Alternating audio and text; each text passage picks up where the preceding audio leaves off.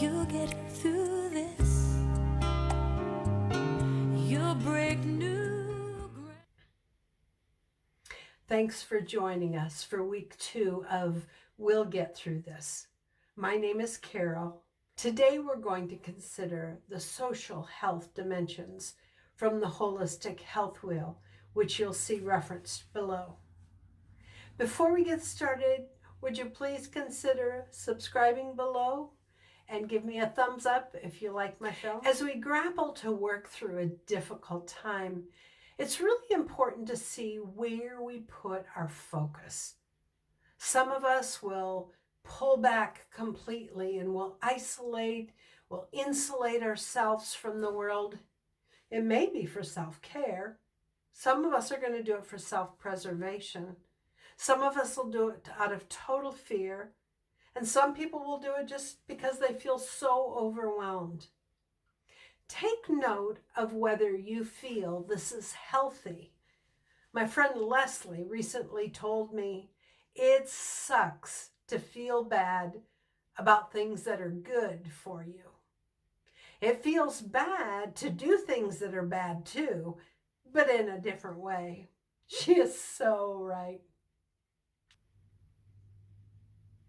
I'm an intense introvert, so I tend to get my greatest energy from others and the outside world.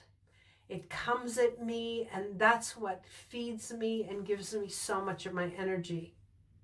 However, doing a daily blog and then recording a vlog every day has left me little time to socialize.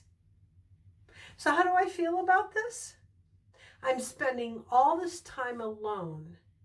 And I'm learning I really enjoy my own company. So my social isolation has really been a nurturing time for me, myself, and I. But what about those caregivers among us?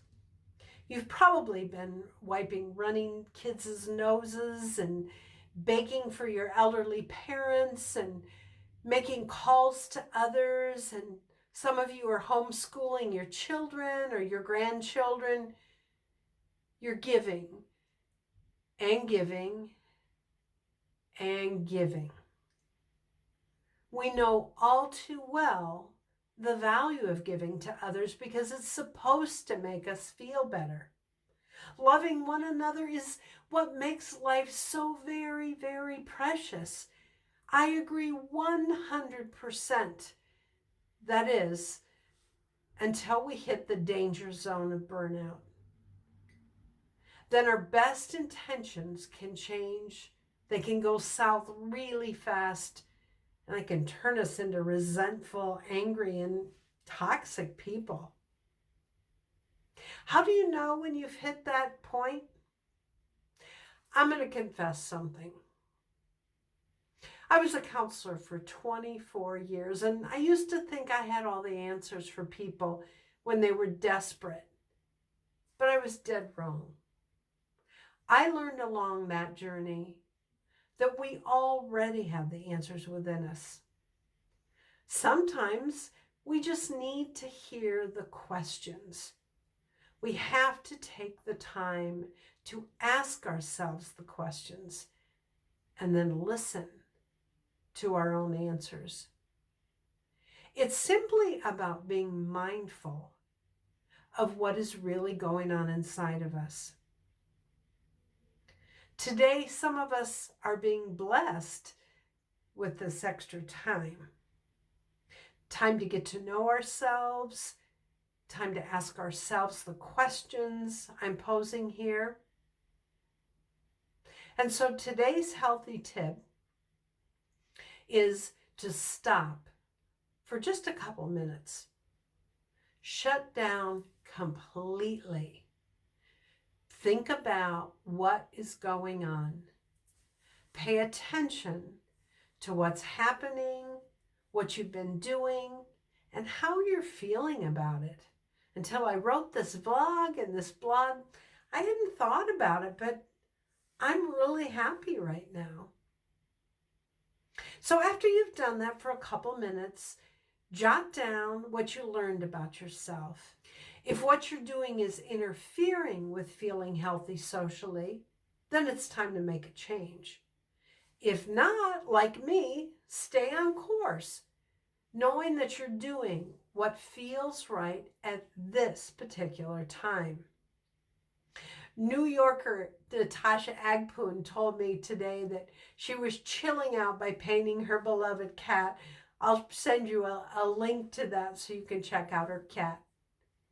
We are in a massively transitional time right now, and it can really help us stay grounded if we're making connections that feel good and we know they feel good.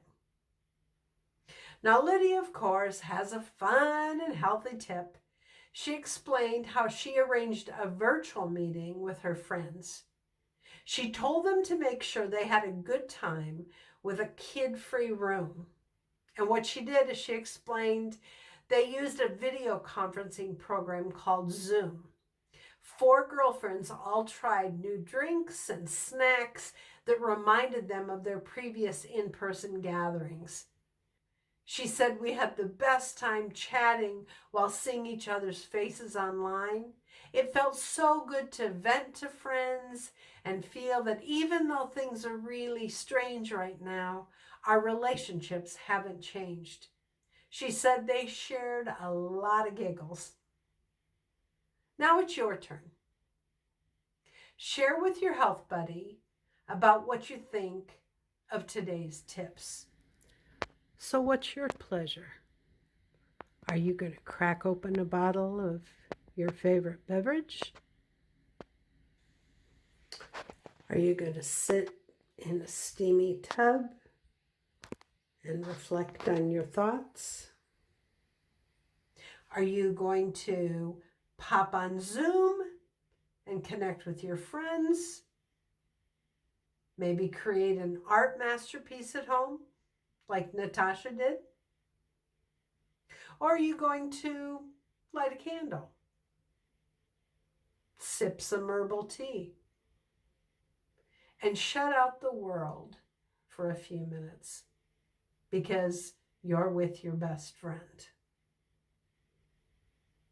As always, thanks so much for joining us.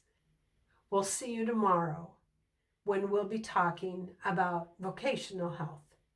Stay healthy, my friends. Bye-bye. You get through this, you'll break new